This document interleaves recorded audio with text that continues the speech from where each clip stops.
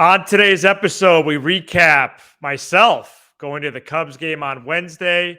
Of course, we also recap the Cubs sweeping the Phillies and best and worst of the week. A packed, fun Friday show. Join us. Are Locked On Cubs, your daily Chicago Cubs podcast, part of the Locked On Podcast Network, your team every day.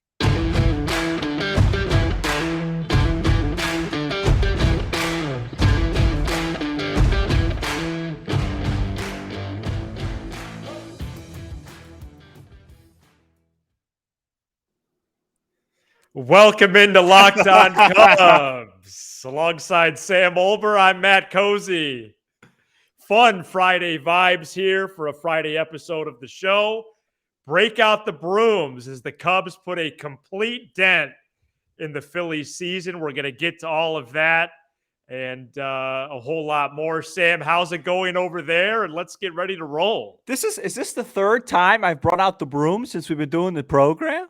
I think it's the fourth. The fourth? Yeah. Well, no, I think it was continuous, right? So it was Phillies, then Pirates. That was all in a row. That's right. And then it was Mets, and now it's Phillies again. Yeah. Let's go old school. Let's go old school and move back to the NL East.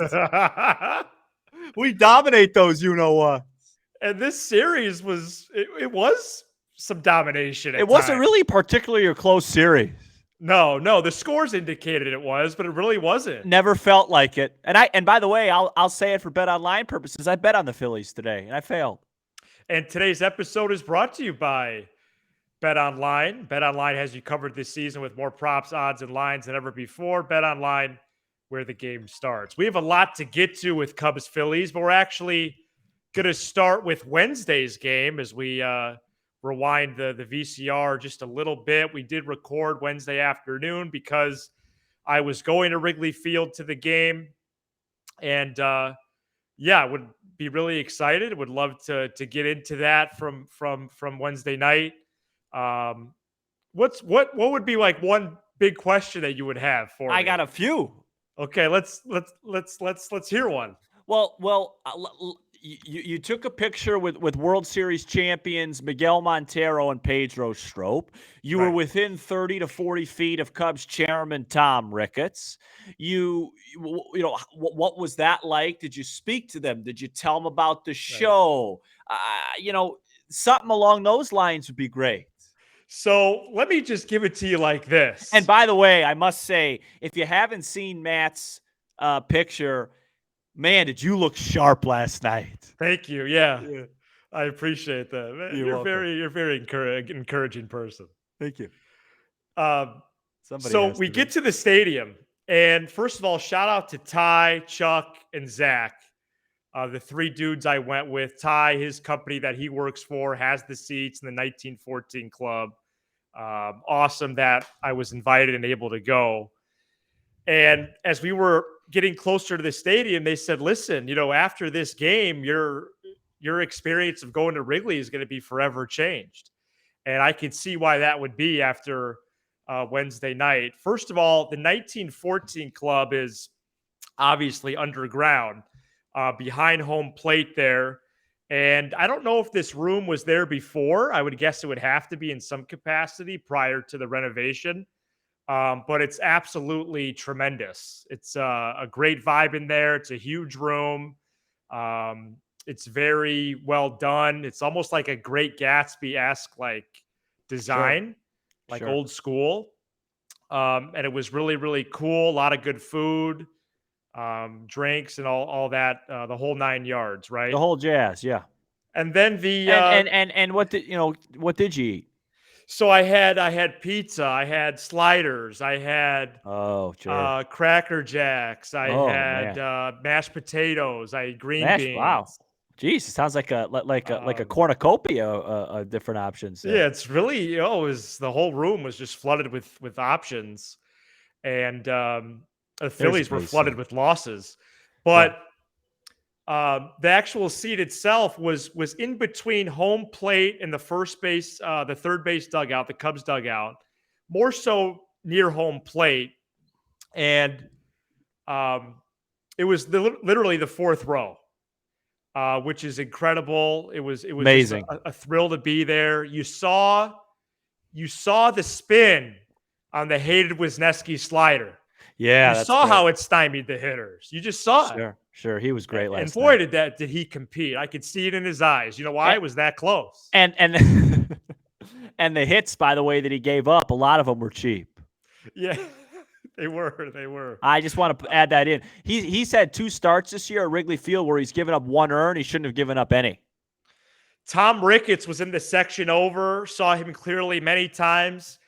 If there was one thing about the night, I would have went over to his section. I would have just, said something 60, seconds. Hi, I'm Matt Cozy. Yes. You should check on our show, Locked On Cubs. And in fact, we'd like to have you on. Let's talk about the financial moves we're going to make this offseason. I dropped the ball on that one. I would say you dropped the ball. I would just say that you didn't catch an 80-yard touchdown. You didn't drop it. Where I scored was with 2 former Cubs, and these guys are World Series champions. Yeah, one of them had one of the biggest base hits in the history of this franchise. So Pedro Strop and Miguel Montero were there last night as fans, and I saw them early on, in their seats, and then I saw them during the game back in the 1914 club.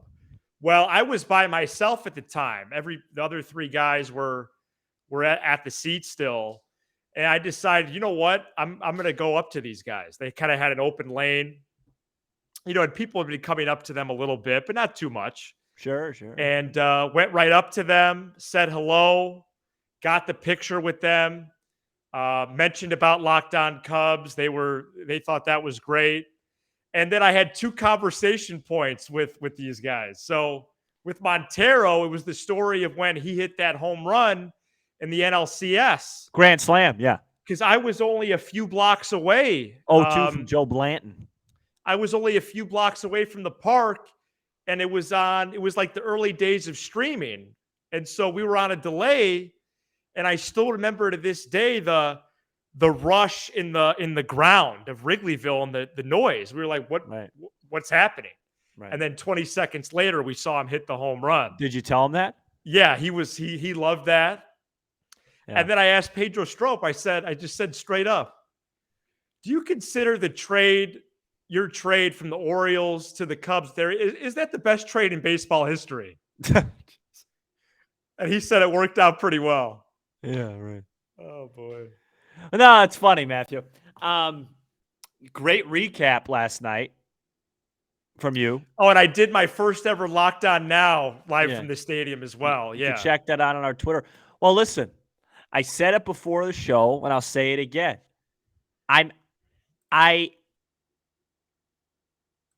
No, don't worry, I didn't freeze. I'm just trying to think of what I said. Oh my gosh, I thought you froze. I panicked for a second. I saw your face panic, so I covered you. I made a mistake in saying that I wouldn't have gone to that. You know what I mean? Like, I'm just saying, like, that I knew that was going to be a good night for you, and I'm glad it was. You got to see a future Cy Young Award winner, and you dominated this Phillies club. And by the way, as much as I can't stand the team that plays north of the border, that Philly team, I don't feel sorry for them. I mean, what an embarrassing week they put together defensively. Well, yeah. We'll talk about that in the next segment when we break down this sweep. And by the way, folks, this isn't out because it's almost Halloween. Jeez.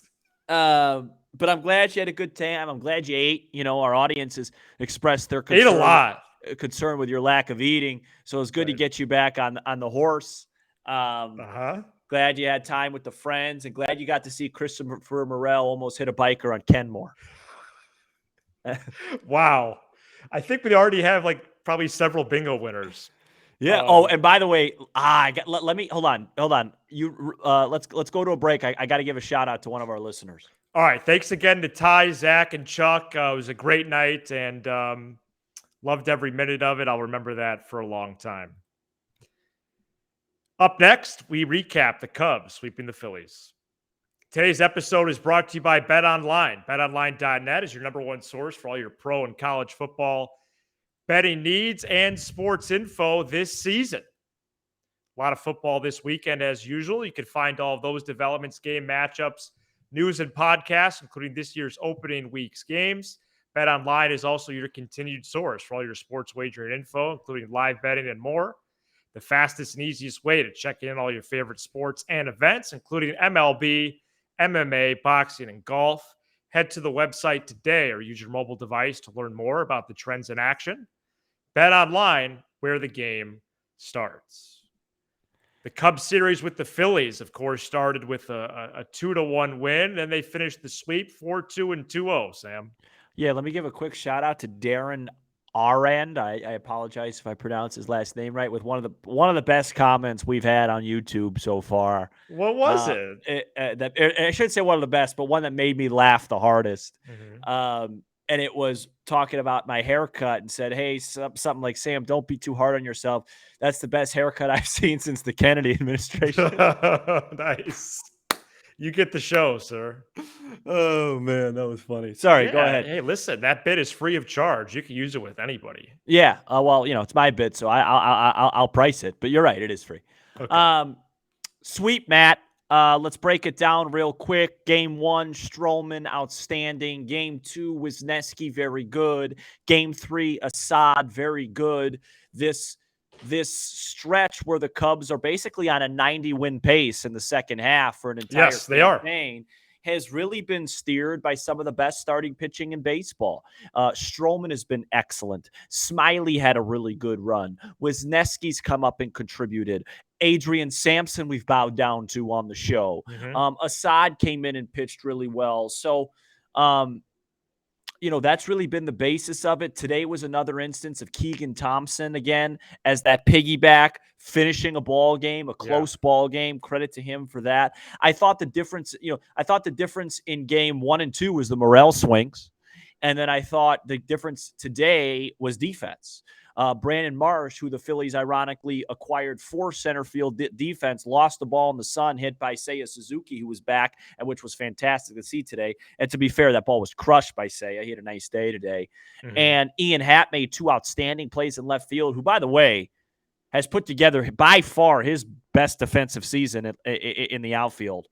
I don't know if you got a chance to see it because you were at school, but the play he made in left field, I think it was the 9th inning off Brandon Marsh.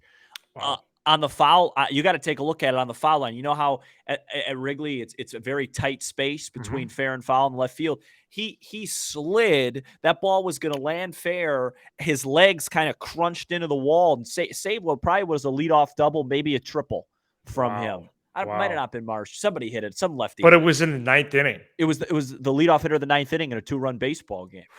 Wow. And he's had an all-star year, top to bottom. And he had another sliding catch in left field. So, and then the Phillies just weren't great defensively once again, which isn't surprising. So, and then the other thing real quick, Matt, sorry I went long. It was really nice fine. To this see. Is good. It was really nice to see today our A lineup back. Like this was really cool. This is a lineup that you could see next year, except you see Correa in there or somebody, right. Instead of whoever it would be. Yeah. Contreras leading off was super interesting. You've said that for a long time, and I've said that for a while. I really like him there. I really like him, especially versus left-handers. Mm-hmm. Horner hadn't hit the ball at all since he's come back. His swing looks a little weird. Reyes hit the ball fairly well. Suzuki had a nice day.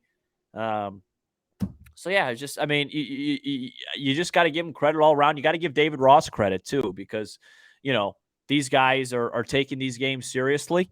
Mm-hmm.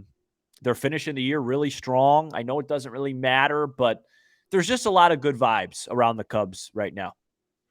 There is, and rightfully so. 35-29 in the second half, and they've played. I think it's 36 now. Oh, is it 36? I think so. Yeah, probably. I just don't remember from the Sunday's episode. I'm not. It's not. I'm not. I didn't say it. I'm not. It's not a big deal. I just don't want somebody to correct you. I know they won that game before the second half, so I think people always squeeze that win in. Oh yeah, whatever. It's something good. It's about an 88 win pace. Yeah, and the tweet I saw wildly impressive. Yeah, and it's with 5 guys that you gave up that were really good relievers too. So Yeah.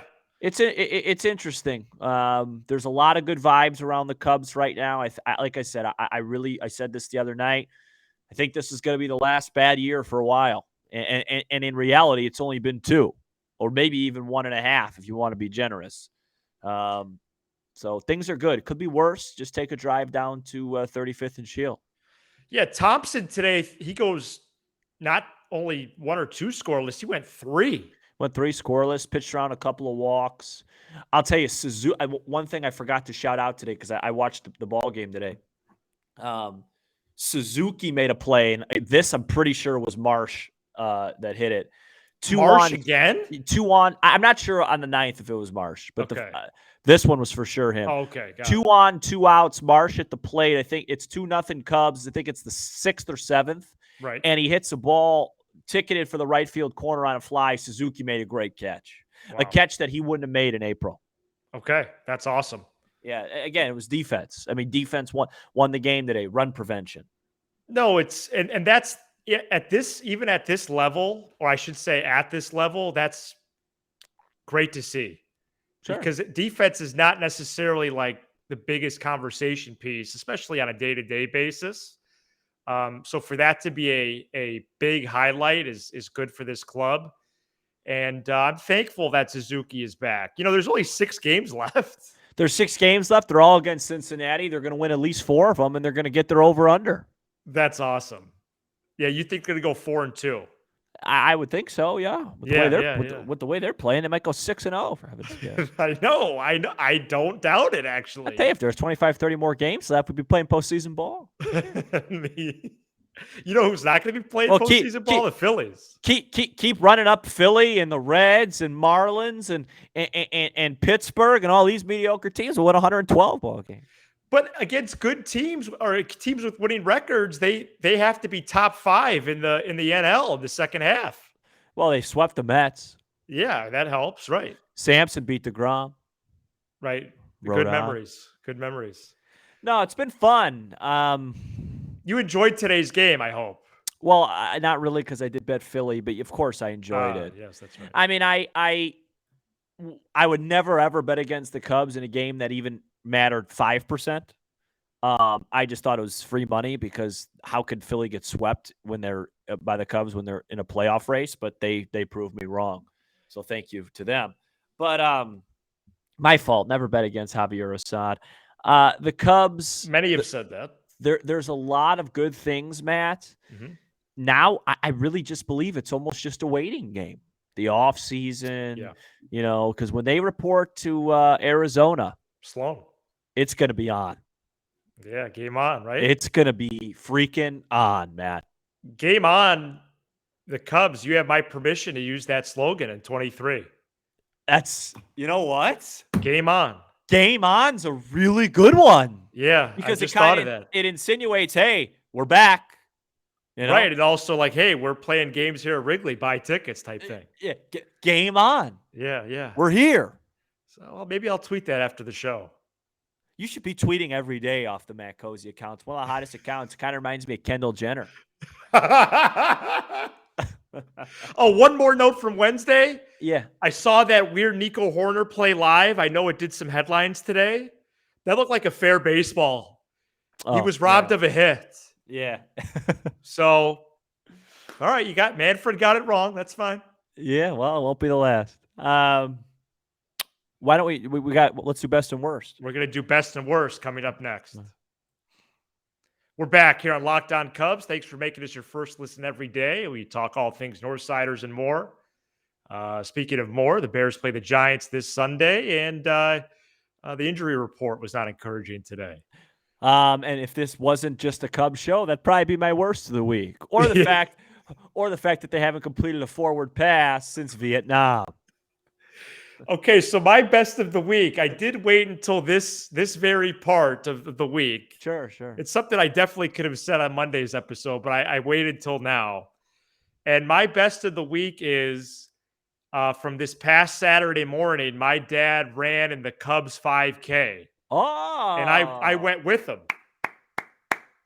Yeah, I went with them to support him. Your dad's in good shape. Yes. Yeah. Well, he took up running 2 or 3 years ago, and so that's a huge reason. Um, and yeah, he's become a big runner. And yeah, it was a great morning, a great day. I was glad that I went down there with him. Um, Basically, everybody that was there for the race was running, so I also like enjoyed this really cool moment where while everybody was at the starting line, I was at the park just doing laps by myself, and I was envisioning uh, winning games, and Yeah. and that place just on fire, and that Yeah, place is I don't quiet. It's I really don't really cool. see you jogging. No, right. I was there just as a spectator, one of the Right. few. Yeah, no, you're not a big jogger. I was one of the few spectators there. And yeah, it was really cool because the last section, all the runners run into the stadium. And so obviously, as a spectator, I wasn't in there, but I saw him enter the stadium, exit the stadium. So it was really cool. Outstanding. My best of the week this week's you.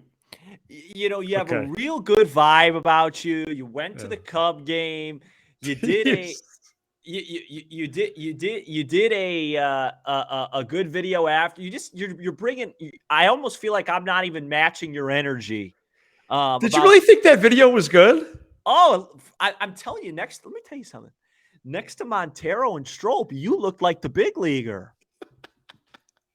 I I mean, appreciate that. yeah, no, it was a really good video. You know when some you're just in a good, like, if I were you, I'd go out, I'd paint the town this weekend. Wow. You know what I mean? You just have a nice look about you. Off the air, you've been really energetic about the show. You've been locked on, pun intended, and focused and all that stuff. And All right. I almost envy it because I've been tired. Yeah, and I get that. Yeah. Wow, that's really cool of you to say. Thank you. Yeah, you're And welcome. I enjoy every single minute that we spend on this show. Yeah, And and you it's know going to that. even be better next year when this team wins 97 baseball games. That's awesome.